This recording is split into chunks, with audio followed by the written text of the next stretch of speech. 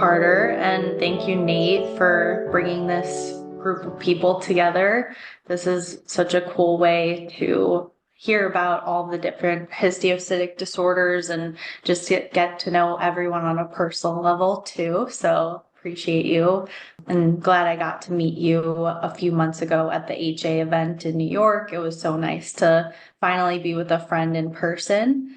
I guess I'll just start a little bit by introducing myself. I'm currently living in Atlanta, Georgia, though I am from Chicago. I do work, like Carter said, at the National Marrow Donor Program, previously known as Be the Match, as a donor, like a facilitator, a donor coordinator. We call it a donor workup specialist, but it's more like a coordination role, getting the healthy donors from the point that they find out that they are a donor for a PBSC, peripheral blood stem cell donation, or a bone marrow donation. So I do frequently work with the donors who are donating for patients with histiocytic disorders, which is very full circle for me, and always love working with those cases.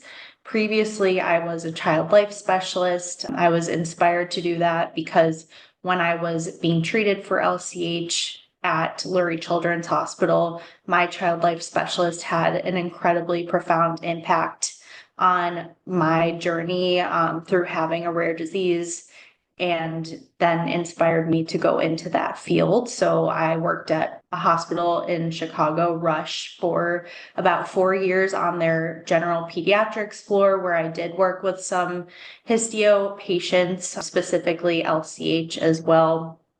But it was really cool to see that throughout my clinical work. I guess I'll now get into my diagnosis story, a little bit of background on how we got here today. So basically, when I was 10 years old, I was entering into the 5th grade. My mom, who's on this call right now, Tracy there, she noticed some slight swelling on the right side of my face, like kind of in this area, the orbit around my right eye. My pediatrician sent me home, kind of thought that it might be a sinus infection, told us to wait it out. Then about 2 or 3 weeks later, I came back to my pediatrician, and he thought that there should have been some improvement by now. So he sent me to go get a CT scan, which did show that I had some lesions in my orbit and then also in my upper spinal cord. So kind of fast-tracked the whole diagnosis process. I went to Lurie Children's, which is a phenomenal children's hospital in Chicago, and they did 2 biopsies. One was a non-invasive biopsy and one was an open biopsy. And through those, about 2 or 3 weeks later, I was diagnosed with LCH, or Langerhans Cell Histiocytosis. And then there comes Dr. McLean. So then my wonderful oncologist at Lurie Children's, Dr. Morgan, she was very involved and wanted to bring me my case to, the experts in this field. So we did get in touch with the Histio Association, Jeff Tohill, around that time. And then I was part of Dr. McLean's clinical trial during that year. I believe it was 2007, I think. I don't know, something like that. But I responded very well to the arm of the trial that I was under Dr. McLean's care. It was vinblastine and prednisone, so chemo and steroids, for a duration of about 6 months. And I have fortunately not had any recurrences since then, and I've been able to move on and live a very healthy life. I'm very fortunate to say that. But that is a little bit about the start of my story, but it definitely has led me into different pathways that I've gone within my life. I started a foundation called the Giving Rocks Foundation, where we raise funds for medical research and give them directly to the HA, along with other researchers doing great research in the field of histio, like Dr. McLean And that was going on for quite a while. We still sell the necklaces, the rock necklaces that I make on the Histio Association website. So you guys can check that out if you're interested. And that did lead me down the road, like I said previously, to becoming a certified child life specialist because I did feel that there was a need among our pediatric patients, not only histio or LCH, but also other pediatric cancers and other rare diseases as well, for them to have a person who understood at like a child development perspective how to speak with young children and explain their diagnoses, because I think that a lot of times they don't feel that that's necessary, besides just saying you're sick and you need medicine to make you feel better. That can be quite confusing for a 7 or 8-year-old who has the ability to understand much more than that. So I did love my role in general pediatrics at Rush University Medical Center. It taught me so much. It also came with a lot of interesting cases and heartbreaking cases, working in the PICU and in the emergency department as well. And that so I met my fiance when I was my now husband when I was back in Chicago, and we moved back down to Atlanta together. At that time, I decided I wanted to see what was next in my career. I think the field of child life does have its downfalls in terms of I didn't see a lot of opportunity for career development in that role. So I was looking for what's next, and I found this role, the Donor Workup Specialist role at NMDP, formerly known as Be the Match.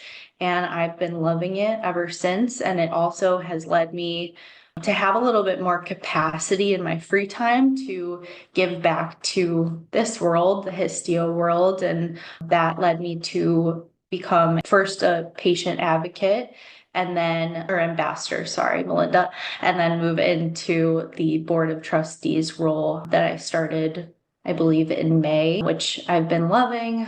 And I see a lot of familiar faces on here and some new faces as well.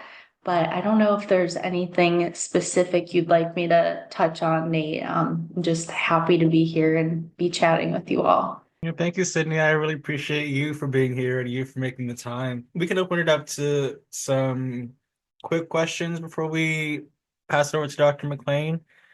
I'm wondering if anyone has any specific questions for Sydney right now. We will do questions after Dr. McLean speaks, but I just want to see if there's anyone sitting on anything right now. Um, I do want to know for myself, Sydney, you having your experience, your LCH experience when you were younger, and can you just take us through the dynamic and how you were able to tap into that experience when you're connecting with patients when you were a child life specialist? For me, I remember child life being a huge impact on me as well, and just it's different when you're on the flip side. So I know you talked about kids understanding more. So how did you use that experience to help educate them and things?